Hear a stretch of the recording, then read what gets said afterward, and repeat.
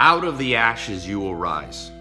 I can say that if you feel sad, lost, depressed, if your health is suffering, finances are in the gutter, social life, you're lonely, can't find it, can't find people that you want to spend time around. Depression, if you're in a fog all day, can't find that happiness that everybody seeks. Out of the ashes, you will rise. And that's it. That's at the end of the day, the quickest summary. You can look through and read books. I've read books by philosophers and historians trying to find the purpose of life. Well, as far as I can tell, no one knows exactly the purpose of life, but what we do know is that you will be tested and you can rise above the tests. The ashes represent the nothingness, everything that you thought you had burnt down, and then you rebuild, and you rebuild better. And that's the faith, hope that you must have. And if you look through history, the greatest people in the world, whether it's Martin Luther King Jr. or Mahatma Gandhi or Nelson Mandela. Think about Nelson Mandela, spent 25 years in a prison unjustly, comes out of it, everything burnt to the ground. All of his hopes and dreams, his career, he lost 25 years of his life. But out of it, he rebuilds out of the ashes. Something better. Gets rid of apartheid, leads the fight to get rid of apartheid in South Africa, wins a Nobel Peace Prize, changes the world. Now you and I don't know if we'll get in the history books, but maybe we get in somebody's history book. Maybe it's a friend, child, a neighbor, someone we don't know. Like I said, I can't tell you. There's tremendous philosophies have been put forward as to what the purpose of life is. Some people are nihilistic. They say there's no purpose to life. Well, I'm an entrepreneur. I'm a businessman. If you start a business and then decide there's no purpose to it, it will fail. The self-fulfilling prophecy will happen.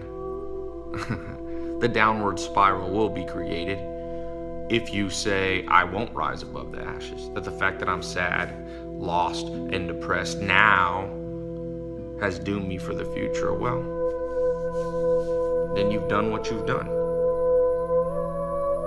They say faith is the belief in something you haven't yet seen.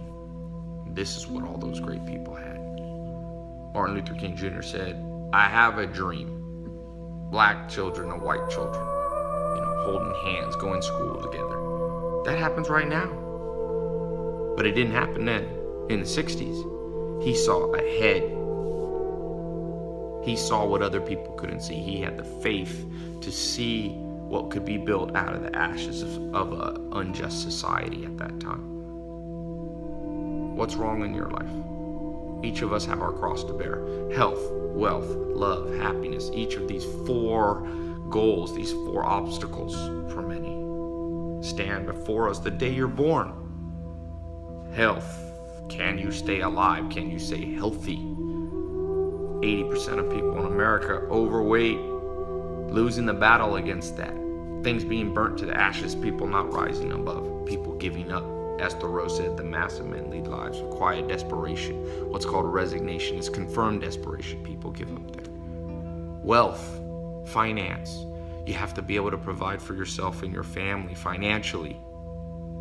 The average person, when they're 16, they got big plans, how much money they're going to make, how they're going to have financial independence and be able to travel and have fun and enjoy the things that they need and not have to worry about the bills every month. But we live in a world where I read India, 40 million kids still starving.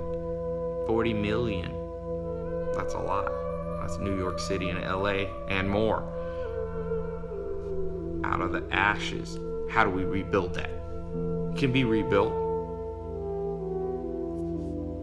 Love, social life, emotions, family, connections to friends, family, romance. Many of us, you might feel lonely, burnt down to the ashes. Somebody you dated, married, somebody you wanted to date or marry. Friends that you thought were your friends that betrayed you. Boom, burns down to the ground. Business partner betrays you, someone steals from you. A family member that you thought had your best interest at heart turns out to have been not such a good player in your life, taking advantage of you. That third pillar, social, might be burnt to the ground right now while you're watching this video. The last pillar, the ultimate pillar, health, wealth, love, happiness. You wake up with a fog of depression and darkness over your mind, can't find clarity, can't find peace within yourself. Maybe it's something you've done, maybe you failed, and maybe your brain recognizes that and so it punishes you. Maybe you missed an opportunity. Maybe you're the one who messed up the social life and now you regret it. You regret losing someone, betraying someone, breaking up with someone, divorcing someone. So that fog has burnt down your happiness down to the ashes, down to the ground, and you feel you have nothing. You can rise above. People do it every day, and some people don't. And what separates the people who do from the people who don't? Well, I think it's a few things. I'm no absolute expert on finding your purpose, but I've spent a good bit of my life trying to figure out my purpose, studying mentors who understood, at some level, their purpose. And you know what they told me? One of the best things someone ever told me was my second mentor. His name was Alan Nation. He said, Ty, you know what the definition of an entrepreneur is? Woo. The universe. My tripod popped out. Maybe it's a sign. Sign for big moment. Nah, he said to me, Ty, definition of an entrepreneur is somebody who remakes the world in their own image. I was like, what do you mean? He said, well, most people give up. Most people, society pushes on them their version of life. You see it in careers. People have a job they don't like. But somebody somewhere at that company is making money. That's why that company exists. So there's people working in mindless jobs, in a cubicle, in a job that they hate, in a dead-end job. And why do they do it? Because they're fulfilling somebody else's dream. Somebody has mind control over them. I'm not saying it's wrong to work for other people. Not everybody has to be an entrepreneur. But you have to feel like you have a purpose in your job. What's the point? Mind control. Bah, you see that. Now, what he was saying to me, well, the message he was trying to convey to me is that some people remake the world in their own image. What did he mean? I said. Alan Nation said, well, it's the image you have in your head of how things should be. And then it clicked. What he was saying is, you must be a creator. Now, if you're religious, I'm not talking about taking the place of God. But you have to create the life that you want out of the ashes. And the one beauty of the ashes, there's one beautiful thing about the ashes. When everything's burnt to the ground, when you're sad, lost, and depressed, and everything's at rock bottom, you get to rebuild from scratch. Meaning, you get to rebuild the exact and precise way you want the damn thing rebuilt. Let's say there's a house. You don't really like the house. You live in the house. It's kind of good, kind of not good. Well, it's a bitch to remodel an existing house because the structure's all built one way. If you want to change it the other way, sometimes people just knock the whole thing down. And if you're sad, lost, and depressed, it's been knocked down for you. So you could see it as a favor to you. The world's done you a favor. I know that sounds like a stretch, but it's not a stretch. You hate your job. You're sad, lost, and depressed in the second pillar of the good life, health, wealth, your finance. Well, now's your chance. Go knock it out of the park. Go work at a place that you want to work at. Go start a business that you want. If you're already making $0 or you're making $0 in a way that you like, you can't go below zero. Guess you can go in debt. But I'm counting debt as zero. Can't get much worse. Take a month, try something. Start a little side business. Rebuild out of the ashes. You've been dumped. You broke up with somebody. You're sad. I bet that relationship wasn't perfect. So now you've been granted an opportunity. The opportunity is to look back at the past relationships, the past people you dated or married, and go, what did I like? What did I not like? Now I will recreate a new relationship in the image of what I liked. And I'll leave the rest. Keep the best, leave the rest. If you had a business partner stole money from you, well, that business partnership is over. So now for the rest of your days, the rest of the days you have on planet Earth, you have an edge on everybody else. You already know what doesn't work. So you now go, I will write down, and I highly recommend you do it a little methodically, a little scientifically. It doesn't have to be complicated. Take a pen and paper, draw a list, put a line, pros and cons of that. The pros was blankety blank. The cons was they stole money from me. They had this personality trait that I could see it coming. They were a little greedy. They were a little selfish. Boom, boom. You start to write that out. And then as you rebuild relationships, whether it be business or dating in the future, you rebuild in that image that you want. If you're super overweight, well, the most in shape people I've ever met. I had a bouncer. I used to own nightclubs. North Carolina. Most in shape guy. The older he got, the better shape he got. His name was Franco. I once said, Franco, how do you stay in such good shape? Because we had like a club and there was food there, a restaurant. He would never eat anything unhealthy. He wouldn't eat after 9 o'clock. So where do you get this discipline? He said, when I was young, Ty, people laughed at me because I was fat. See, it was at the bottom. Everybody laughing at his body. I'm gonna have to get a new tripod. And so he said, after that one event happened to me, Ty, I swore to myself that never, ever, ever again would someone laugh at my body. So he said, I decided to rebuild in my own image. The image that I had for my body. He wanted to become a big, strong guy, and he was. And I'll tell you what, had he not been in that place of the ashes, had he been born with a great body, he would have probably stayed pretty average. He wouldn't have that motivation, that impetus to rebuild something in his own image. I see that time and time again with people who have things come easy to them. They're lazy. You have an advantage if you're lost, sad, depressed, in any area, your career, your body, your social life, your love life, your depression. You now have a chance to build in the most precise way. And I emphasize, build this bad boy with precision. Now that you got a chance, you have a chance not everybody has. I have friends that got married very young, and they have a great relationship. And sometimes I look at it and I go, wow.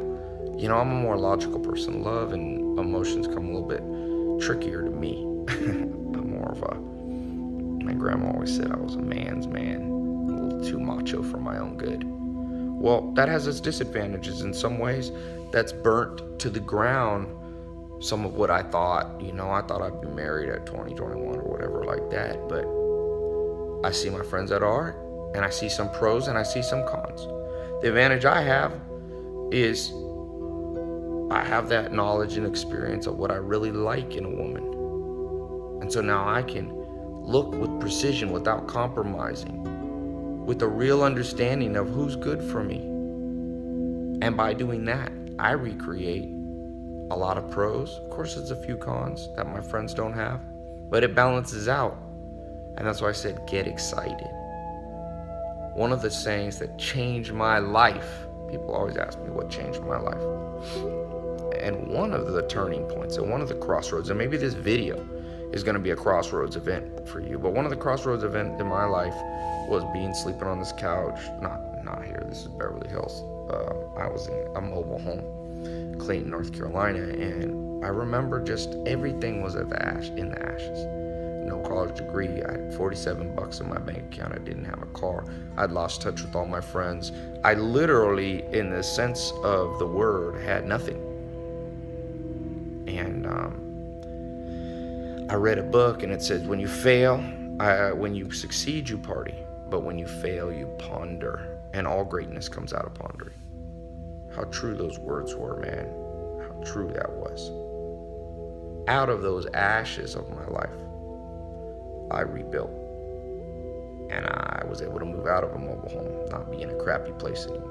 I was able to, go from a junky car to some cool cars. Maybe you've seen some. I was able to go from loneliness to an awesome social life. All those things. But in the moment, it just felt like ashes.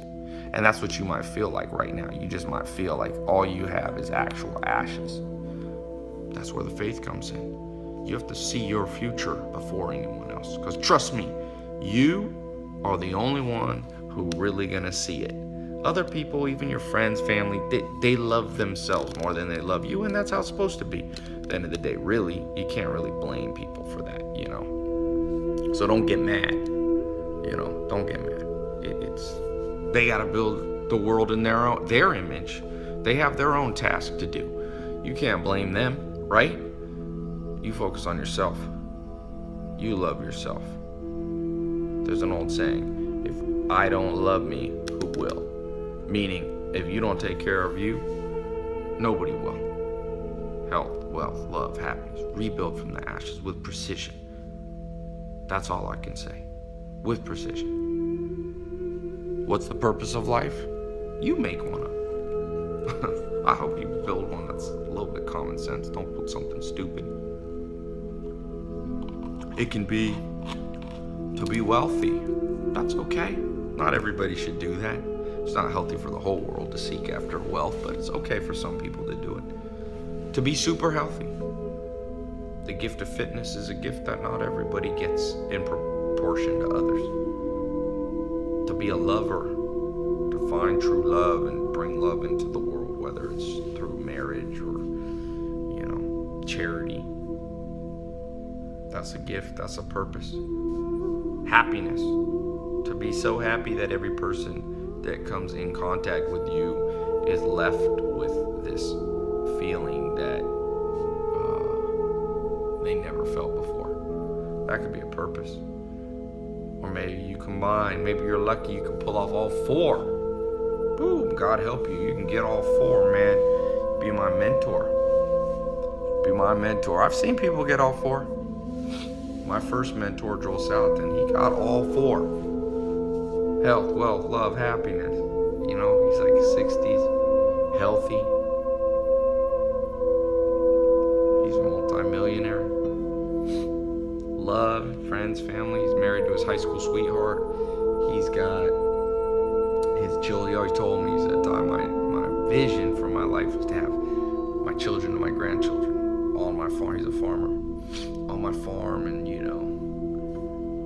my grandchildren playing around my feet every day, asking me questions, and he pulled it off. He told me that before he had grandchildren. He told me that when his son was only 12, 13 years old. Now his son gave him 3 grandchildren. Happy, he's a happy guy. He laughs louder and harder than almost anybody I know. He's a special dude. Not all of us quite pull that off. Just like not all of us could be Nelson Mandela or, Mahatma Gandhi or whatever. But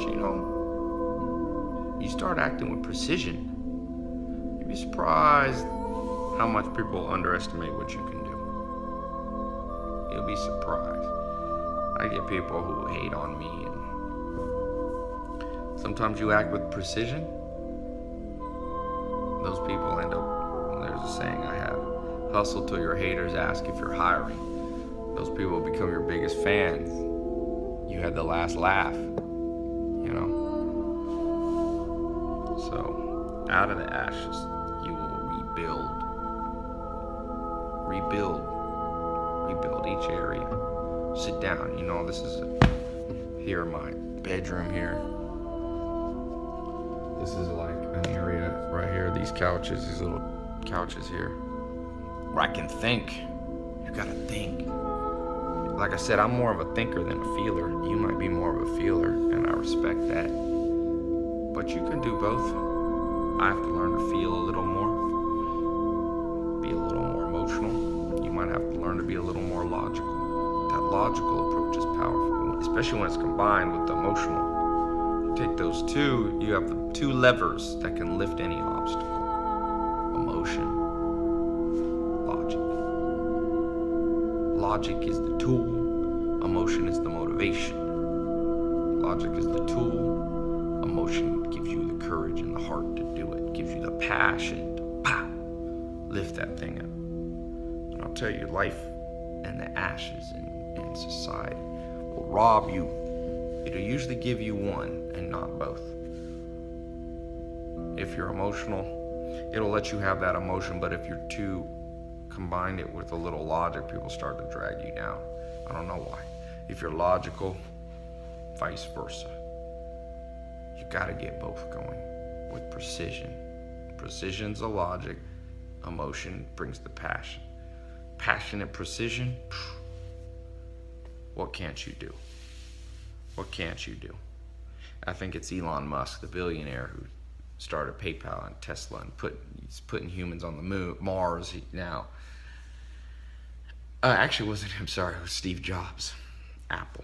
Steve Jobs said in one of his final speeches before he died of cancer, he said, as you grow older, you will discover this whole world built by people not really smarter than you. A few things, nuclear fission or fusion or power, maybe that's people, but for the most part, it's just people who had passion and had the precision to rebuild out of the ashes. So I hope today, if you felt lost, if you felt sad, if you felt depressed, you'll remember that quote that got me off my couch. When you fail, you ponder, and all greatness comes out of ponder. All reinvention, all creation, all rebuilding comes out of the ashes, the failure. Now, I don't suggest you fail on purpose. In fact, resolve to fail less. Make this today that big crossroads event where it's like, boom, can't get worse than this. And it might not be in all 4 areas. You might be doing well in 1, 2, or 3. Promise you. There's one that's weak. Almost everybody I meet, unless you're like my first mentor, which I don't meet people like that for a decade. I would guess you're like me, and we have our one weakness area. Maybe it's your health. Your body just can't keep in shape. Make that your mission to fix. Make that your mission to fix. You must use your force of will to fix your weakest part. Now, you don't necessarily want to build your career on your weakest part. You want to build your career, like Peter Drucker says, on your strengths. But I'm talking about to round out and get rid of feeling lost, sad, and depressed. That usually comes because your brain recognizes, and you can't fix this, that something's wrong. That's what depression is for the most part. There's different versions, but for most of us that don't suffer with severe depression, but gloominess and cloudy brain and lack of happiness, it comes from your brain going, something's not right. You know, you look in the mirror, you feel a little sad and depressed, your body's telling you. We have what's called a DNA imperative. Our DNA from tens of thousands of years ago, hundreds of thousands of years ago, the memories and the whispers of your parents and your grandparents and your great-great-great-great-grandparents passed on to you through the DNA, child to child to child to child, parent to child to parent to child, on and on and on. This cycle goes and it whispers into our ear and it says, you gotta fix this. You can't be so alone. You can't be so broke. You can't be so out of shape. You can't be so sad and depressed. Fix it, fix it, fix it. That's what you have to hear. That's the voice you hear. When you hear that voice, fix it, fix it, fix it. And then you do, and you do it with precision and passion. Precision is the tool. You read books, you get mentors, you go to conferences, you invest, you go to seminars, you begin to ask the wisest people, you watch YouTube videos of smart people, you surround yourself with people 10, 20 years more knowledge than you have. That creates the precision, the skill, but at the same time you never forget, and that's where the passion comes from. The wealthiest people I know, they can point to a time when they were broke, and they never forget that, and they go, I ain't never going back there. And that passion is the fuel, is the motivation that keeps them doing the precision logic stuff. It's the emotion that fuels the logic. Man, just trust me. Power comes, P, here's a formula for it. Power equals precision times passion. And another word for precision is logic. Another word for passion is emotion. Logic times emotion. That's your power. That's your power to rebuild. That's your power to get what you want. Everybody wants. If you see my TEDx talk, 5-6 million people watched it. Everybody wants, but not everybody gets. Some people stay in the ashes. They can never quite get it together, but you're different. You've heard now. You've heard this. And you now understand, I hope, that it's a good thing that the ashes are there. Because now you rebuild, like Alan Nation said, in the image that you have for yourself. Maybe that image is an image where you work for yourself. You travel the world. Maybe it's an image where you have a big family, 5-10 kids. I lived with the Amish for 2.5 years. That was their vision. Maybe you have a vision where you become a professional athlete, fitness at the highest level. Maybe you find one where you run a charity and you focus on fixing people, situations that's horrible. You do social work, you do charitable work, you are a happiness ambassador to the world. Maybe you combine two. Maybe you have one I can't even think of right now. You know? Maybe you focus on kids, parenting. I do recommend you find one for yourself, even if it's kids, even if it's charity. Find some vision and purpose and precise power that's emanating deep from within you. Like I said, kids are good, helping others are good, but you need it. It's like a power station, you know. You need that power inside, and it radiates out the heat. That's others can tap into that. You gotta have it burning within you. And yeah, I know it's not easy. Trust me. Process of reinvention, something I've had to do a few times. It's never fun in the moment. But faith is seeing what others can't see yet. See your future before anyone else does. You know. Send me an email if this helps you. Ty Lopez. Subscribe here. And we'll keep talking about this. But wish you a good day. By the way, don't procrastinate on it. Pull out a notebook right now. Write out a few things.